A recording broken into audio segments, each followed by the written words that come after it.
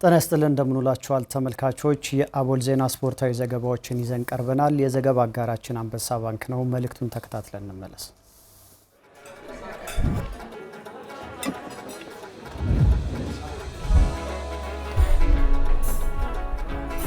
ይቅርታ ወንድሜ እንጀራ ጭማሪ። እሺ ጨምራለሁ።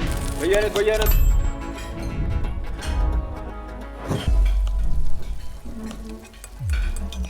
ምን እንደማስብ ታውቃላችሁ? ቶሎ ያለኝን ገንዘብ ቆጥቤ ቦታዬን ማስፋፋት፣ ምግቦቼ ላይ መጠበብ፣ ያልተቀመሱ ያልተለመዱ አሰራሮችን መሞከር። ማን ይሰራው? ይፋለ የኔ ብቻ የሆነ የምለይበትን ጣዕም መፍጠር። ገና ሲቀምሱት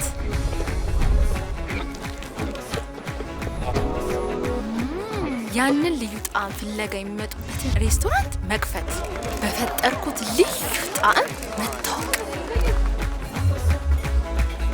እንጀምረው።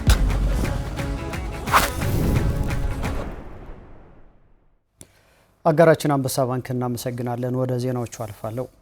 በባህር ዳር ከተማ የትምህርት ቤቶች ስፖርት ውድድር ላይ ተተኪ ስፖርተኞች እንደታዩበት አዘጋጆቹ ተናገሩ። ሲካሄድ የቆየው ስፖርታዊ ውድድር ትላንት ሲጠናቀቅ ከሁለተኛ ደረጃ ትምህርት ቤቶች ፋሲሎ ጉድኝት፣ ከአንደኛ ደረጃ ትምህርት ቤቶች ደግሞ መሸንቲ ጉድኝት የአጠቃላይ አሸናፊ ሆኗል። አንተነህ ተስፋዬ ተጨማሪውን ያቀርበዋል። በባህር ዳር ከተማ አስተዳደር ትምህርት መምሪያና በከተማ አስተዳደሩ ባህል ቱሪዝምና ስፖርት መምሪያ በጋራ ያዘጋጁት የተማሪዎች የስፖርት ውድድር ፍጻሜውን አግኝተዋል። በከተማ አስተዳደሩ በሚገኙ ትምህርት ቤቶች መካከል ሲካሄድ የቆየው ይህ የተማሪዎች የስፖርት ውድድር በ9 የጉድኝት ማዕከላት በሚገኙ 746 ተማሪዎች መካከል ሲካሄድ የቆየ ሲሆን ይህ የስፖርት ውድድር በአትሌቲክስ፣ በእግር ኳስና በቮሊቦል ሲካሄድ ቆይቷል። ተተኪ ስፖርተኞችን ለማፍራትና የተማሪዎችን የእርስ በርስ ግንኙነት ለማጠናከር ዓላማን በመያዝ የተከናወነው ይህ የስፖርት ውድድር ዓላማን ያሳካ ውድድር እንደነበር የከተማ አስተዳደሩ ትምህርት መምሪያ ኃላፊ ተናግረዋል። በከተማ የምንፈጥረው ገጽታም አንዱ ትልቅ ስኬት ሰጥቶናል ብለን እናምናለን። ስለዚህ ከሰላም አኳያ፣ ተተኪ ትውልድ ከማፍራት አኳያ፣ የከተማዋን ገጽታም ከማሳየት አኳያ ትልቅ ስኬት ማነን ብለን እናምናለን። በውድድሩ የተሻለ እንቅስቃሴ ያሳዩ ተማሪዎች ቀጣይነት ባለው መልኩ ፕሮጀክቶችና ክለቦች እንዲገቡ ጥረት ሊደረግ ይገባልም ብለዋል። ተተኪ ትውልድ ለማፍራት ትምህርት ቤቶች ላይ ስራ መስራት አለበት። የሚመለከተው አካል ተቀናጅቶ መስራት አለበት ከትምህርት መዋቅሩ ጋር። ሁለተኛ እንደዚህ አድርገን ሜዳ ላይ ስናሳያቸው ክህሎታቸውን፣ እውቀታቸውን እና ዝንባሌያቸውን እያሳየን ነው እኛ። ስለዚህ የሚመለከተው በዝንባሌያቸው አማካኝነት በመምረጥ ሌሎች ፕሮጀክቶች ላይ እየታቀፉ ልጆች መሰራት አለበት። የክልሉ ትምህርት ቢሮ የጤናና የሰውነት ማጎልመሻ ትምህርት ባለሙያ አቶ ጌታነህ መንግስት በበኩላቸው የተማሪዎች የስፖርት ውድድር እንደ ክልል ተቋርጦ መቆየቱን ገልጸዋል። 2011 በኋላ ተካሂዶ አያውቅም። አሁን በዚህ ባህር ዳር ባካሄደው አይነት በተቆራረጠ መንገድ ነው እየተካሄደ ያለው። እንግዲህ እኛ ውድድሩን በየአመቱ ለማካሄድ የእቅድ አካል ተደርጎ ነው የነበረው። በመጀመሪያው ላይ የኮቪድ-19 አማካኝነት ተቋረጠ። ቀጠለ። በሰሜን በነበረው ጸጥታ ችግር ምክንያት ተቋረጠ። አሁን በዚህ በ3 አመቱ ደግሞ እንዳየኸው በእኛ በውስጣዊ ችግራችን የተፈጠረው ችግር አብዛኛው ትምህርት ቤቶችም ዝግ ስለነበሩ ውድድር ለማካሄድ ምቹ ሁኔታ አልነበረም። ተሳታፊዎች በበኩላቸው በከተማ አስተዳደሩ የተከናወነው የስፖርት ውድድር ተተኪ ስፖርተኞች እንድንመለከት አስችሎናል ብለዋል። በተለይ በእግር ኳስና በመረብ ኳስ ከዚህ ከትምህርት ቤት ውድድር በርካታ ተማሪዎች ማግኘት ይቻላል። እነዚህ ልጆች በአግባቡ ይዘን ስልጠና ብንሰጣቸው የተሻሉ ልጆች እንደሚሆኑ የሚያመላክት ነገር አለ። አትሌቲክስ ላይ ግን ትንሽ ዝግጅት ማነስ የሚሆን የልጆች ፍላጎት የሚሆን ትንሽ ደከም ብሏል። የተማሪዎች የስፖርት ውድድር በፍጻሜው ቀን በተከናወነ የእግር ኳስ ጨዋታ በወንዶች እግር ኳስ ሁለተኛ ደረጃ ትምህርት ቤቶች መካከል ተከናውኖ ፋሲሎ ጉድኝት ጊዮን ጉድኝትን 3-0 በሆነ ውጤት በማሸነፍ የዋንጫ ባለቤት መሆን ችሏል። በአጠቃላይ ውጤት በሁለተኛ ደረጃ ትምህርት ቤቶች መካከል ጣናይ ጉድኝት፣ ጊዮን ጉድኝትና ባህር ዳር መሰናዶ ጉድኝት ከአንደኛ እስከ 3ኛ በመውጣት ዋንጫ ተሸላሚ ሆኗል። በአንደኛ ደረጃ ትምህርት ቤቶች መካከል በተከናወነ ውድድር ደግሞ በሸንቲ ጉድኝት፣ ዘልማ ጉድኝትና ወተት በር ጉድኝት የዋንጫ ተሸላሚ ሆኗል። ከአንደኛ እስከ 3ኛ በመውጣት እንዲህ በአማረ መልኩ ተጠናቋል። ከጥር 17 ጀምሮ በጅማ ዩኒቨርሲቲ አስተናጋጅነት ሲካሄድ የቆየው የኢትዮጵያ ዩኒቨርሲቲዎች ስፖርት ፌስቲቫል ተጠናቋል። በውድድሩ ከ47 ዩኒቨርሲቲዎች የተውጣጡ ልዑካን ተሳታፊ የነበሩ ሲሆን ተማሪዎችን በ15 የስፖርት አይነቶች ፉክክር አድርጓል። ይህ ፌስቲቫል ትላንት ሲጠናቀቅ አስተናጋጅ ጅማ ዩኒቨርሲቲ አጠቃላይ አሸናፊ ሆኗል። ፌስቲቫሉ የተሳካ ነበር ያሉት የጅማ ዩኒቨርሲቲ ፕሬዝዳንት ዶክተር ጀማል አባፊታ ከውድድር ባለፈ ኢትዮጵያዊ አንድነት፣ አብሮነትና ወንድማማችነት ጎልቶ የታየበት እንደነበር ገልጿል። ክለቦችና መልማዮች ውድድሩ ላይ ያለመገኘታቸው ግን ተሰጥኦን ያላቸው ተወዳዳሪዎች እድል እንዳያገኙ ማድረጉን አመላክቷል።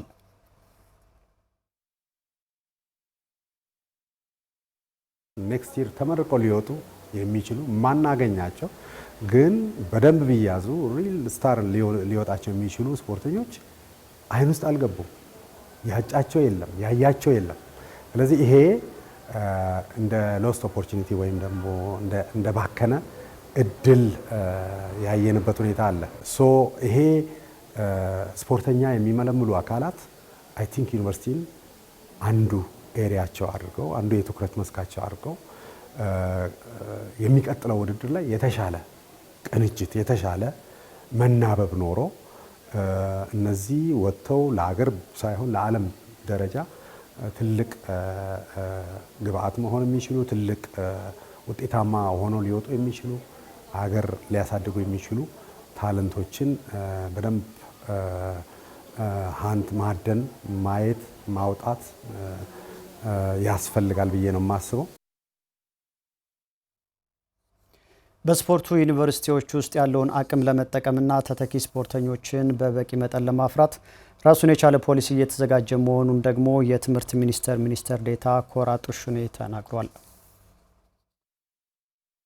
በዩኒቨርሲቲዎች ውስጥ ስፖርት ምን ይምሰል የሚለው ፖሊሲ እያዘጋጀን ነው። ስትራቴጂ ይፈልጋል። ለምሳሌ ዩኒቨርሲቲዎች ውጭ ሀገር ተተኪ ስፖርተኞችን ለማፍራት የሚማሩበት ስርዓታቸው በውጭ ሀገር ለየት ይላል ከመደበኛ ሌሎች ተማሪዎች ላይ።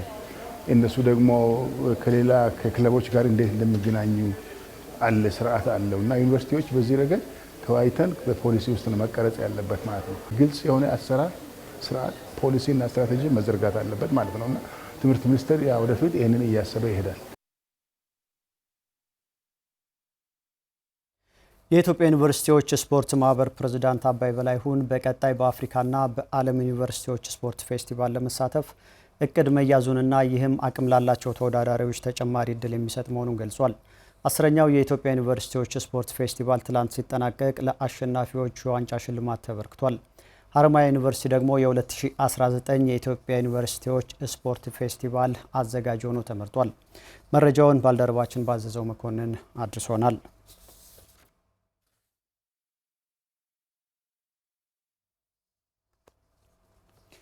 ከ15 ዓመት በታች ሀገር አቀፍ የምዘና ውድድር ዛሬ የማጣሪያና የፍጻሜ ጨዋታዎችን ማድረግ ጀምሯል። የውድድሩ አዘጋጅ ባህልና ስፖርት ሚኒስቴር በታዳጊዎች ስፖርት የምዘናና የመረጃ አያያዝ ስርዓት ላይ ማሻሻያ ማድረጉን ገልጿል።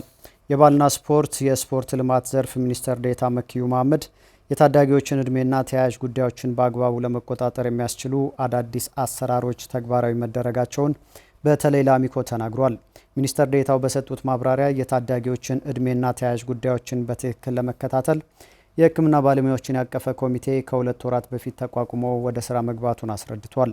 በእነዚህ አይነት ውድድሮች የሚታዩ የእድሜ ማጭበርበሮችን ለመቆጣጠር እንዲቻልም ታዳጊዎች ከመመዘኛቸው በፊት መረጃቸው ወደ ዲጂታል መረጃ ቋት እንዲገባ መደረጉንም ሚኒስትር ዴኤታው ተናግሯል። ይህ አዲስ አሰራር የታዳጊዎችን ትክክለኛ የእድሜ ልክ ለመለየትና መረጃዎችን በአግባቡ ለመያዝ ከፍተኛ እገዛ እንደሚያደርግ ታምኖበታል። በአዳማ ከተማ አዘጋጅነት እየተከናወነ የሚገኘው የታዳጊዎች የምዘና ውድድር ዛሬ የተለያዩ የማጣሪያና የፍጻሜ ውድድሮች ይደረጉበታል ሲል ባልደረባችን ቴዎድሮስ ኃይለ ኢየሱስ ከስፍራው መረጃውን አድርሶናል።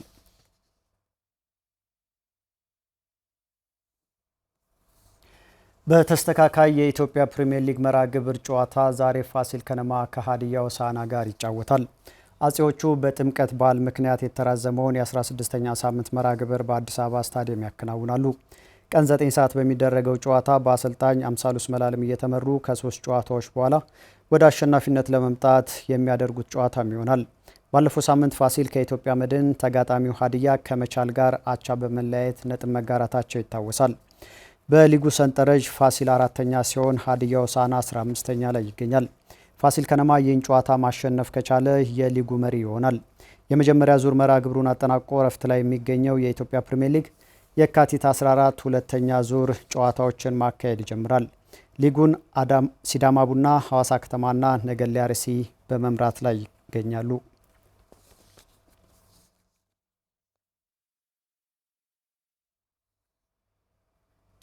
በእንግሊዝ ፕሪሚየር ሊግ ተጠባቂ ጨዋታ ማንቸስተር ሲቲ ሊቨርፑል